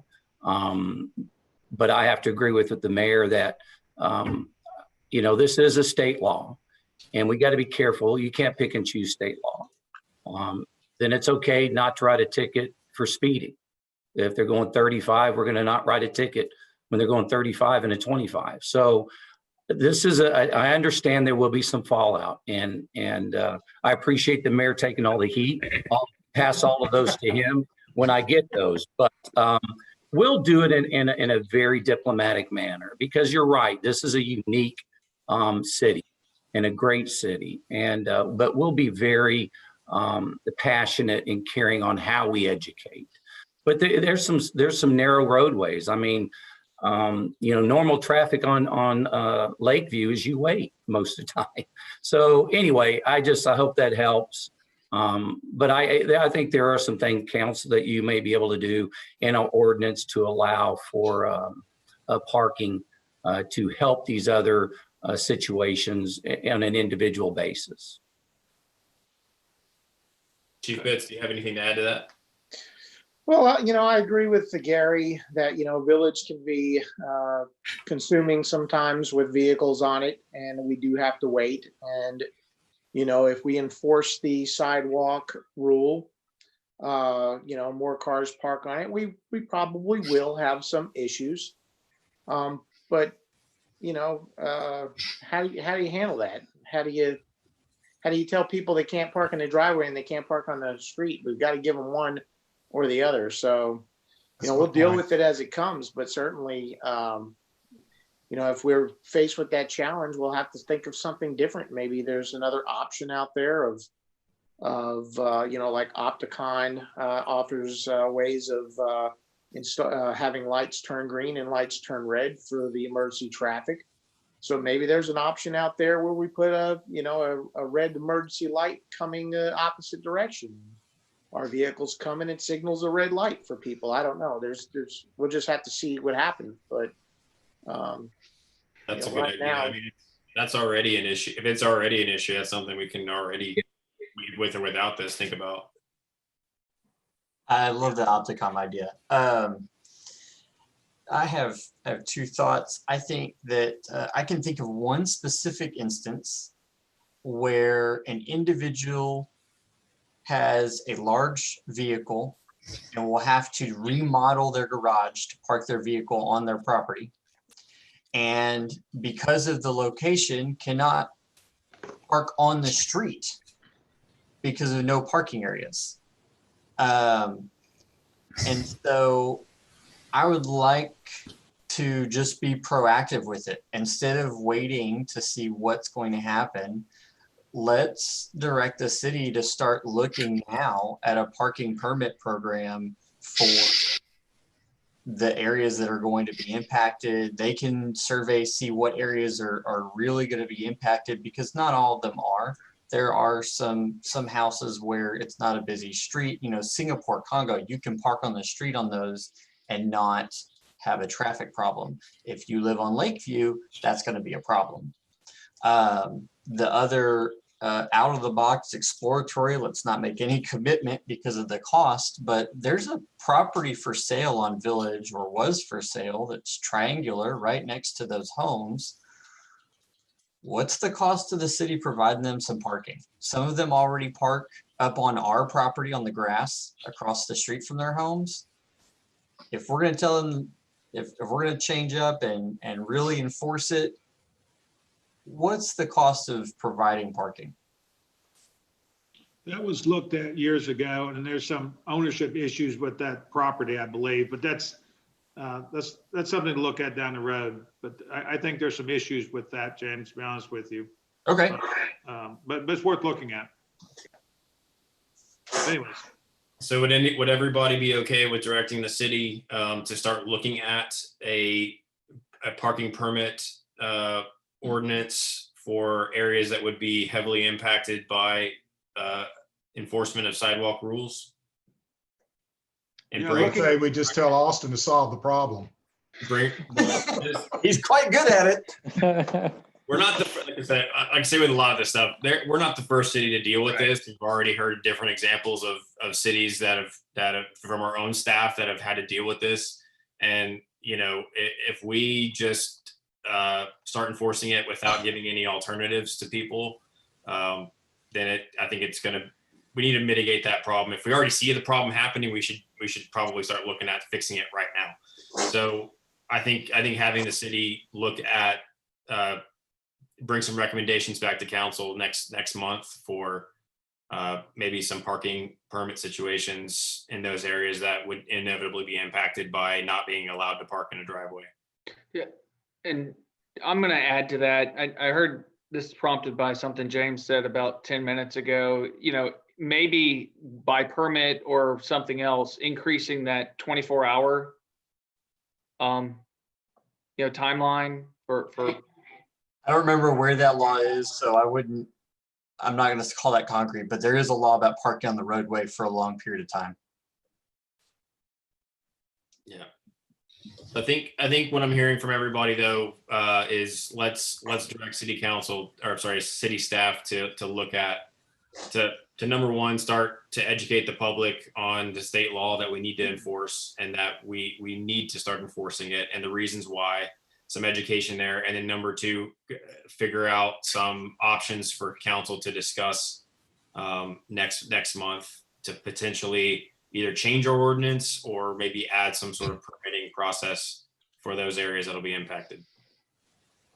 All right. Any more questions, comments? Okay. That's going to round out the regular session. We're going to move on to mayor and council comments. I'll start with Bobby Warren. Well, I just want to make sure that everyone's continuing to stay safe out there. I know we've had a little bit of resurgence with COVID-19.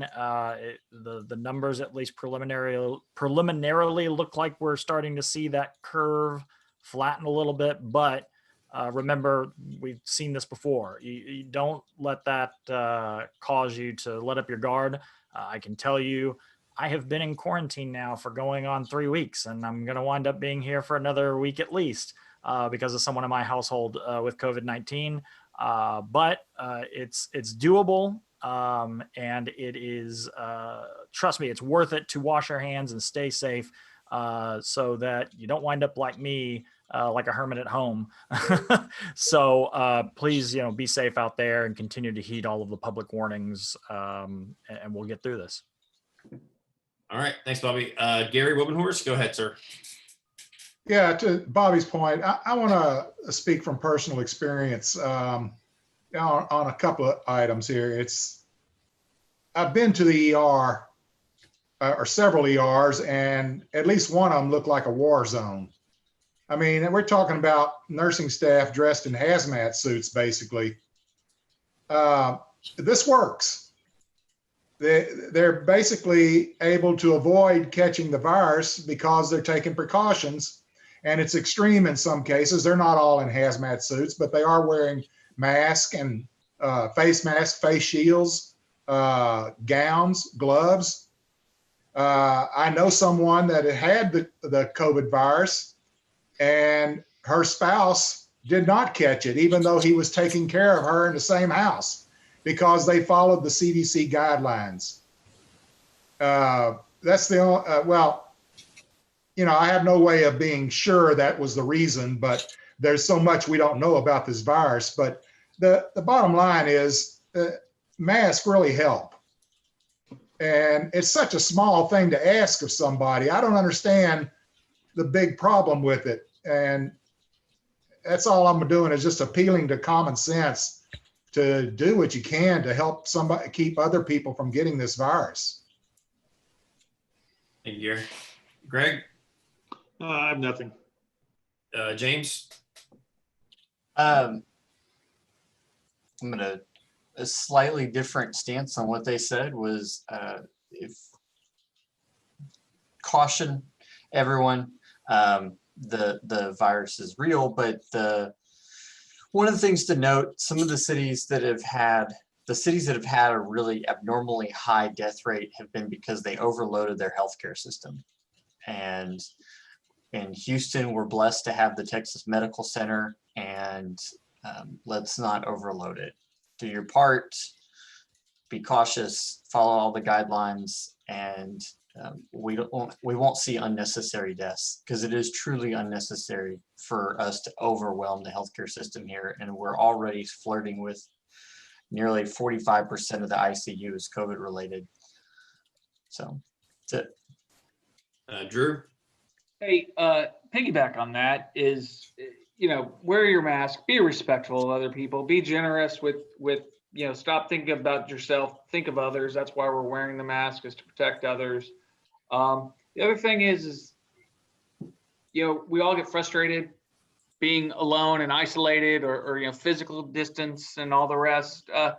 Be respectful, right? We can still interact like humans and have respect, and we're all frustrated, but there's a lot of discourse, and this isn't necessarily new for COVID, but it's expanded, is a little respect goes a long way. You can disagree in a harmonious way.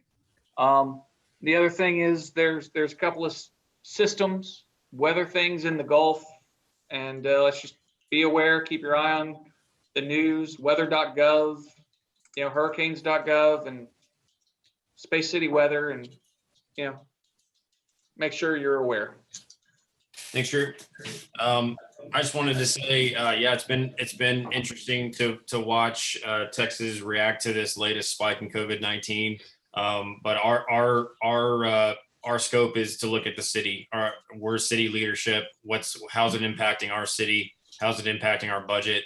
And talking with Austin every week and getting his updates and contacting on a more frequent basis. It sounds like we as a city, we're doing pretty well as far as a low number of infections, a lot of recoveries. Our fire department and our police department, they're doing everything that they can to keep themselves safe and their staff safe. There were some difficult decisions to be made when it came to reopening parks, reopening the golf course, reopening the pool. And I want to thank all of our city staff that is on site. We're doing a really, really good job of enforcing the rules to keep everybody safe. The golf course has record numbers going on, and that's in the middle of a pandemic, and everyone is being very safe out there. My family and I, we go out there at least once a week to have dinner out on the patio, and you can have a completely contact-free experience there. We've gone to the splash pad, we've gone to the city pool. Everyone's doing a really good job of maintaining distance, and I just want to thank staff, because I don't want to keep these things shut down. There is a mental health aspect to quarantine, and the ability for people to get out of the house and experience, this wonderful Houston summer. It's a pretty big deal. And I love seeing the number of people out on the streets these days that are walking and getting their exercise in with their dogs and walking around the neighborhoods. So that's really great to see. I'm looking forward to hopefully the next several months, hopefully we have a vaccine and we can start to reopen and meet up with each other again, have an actual council meeting where we can see each other and talk to each other in person, and maybe have a Chick-fil-A dinner beforehand. But I just wanted to point out that the city is doing very well throughout this COVID-19 experience. That's really impacted a lot of cities around the state with their budgets. So far, it looks like we're doing as best as we could possibly hope. And that speaks to the resiliency of our city staff, past councils, and everyone who's prepared our city to weather. We always thought it was going to be another flood, or another hurricane, another sort of natural disaster of the weather kind, but it turned out that it was a pandemic, and that preparedness has gone a long way. And I want to applaud everybody who has been involved in the city leadership over the past several years for helping us get to where we are today to make it through this. And we'll continue to keep our eye on everything. As everybody has said, please continue to wash your hands, follow the CDC guidelines, wear a mask, keep your distance from people. And you never know who in your household may have an underlying condition that, so let's just be cautious and be careful with each other, and be kind. With that, I'll go ahead and close the meeting. Actually, we're going to take let's take maybe a 10-minute recess. I gotta go pick up my pizza from outside, and we'll reconvene in 10 minutes to start the budget work session. So we'll go ahead and take 10 minutes.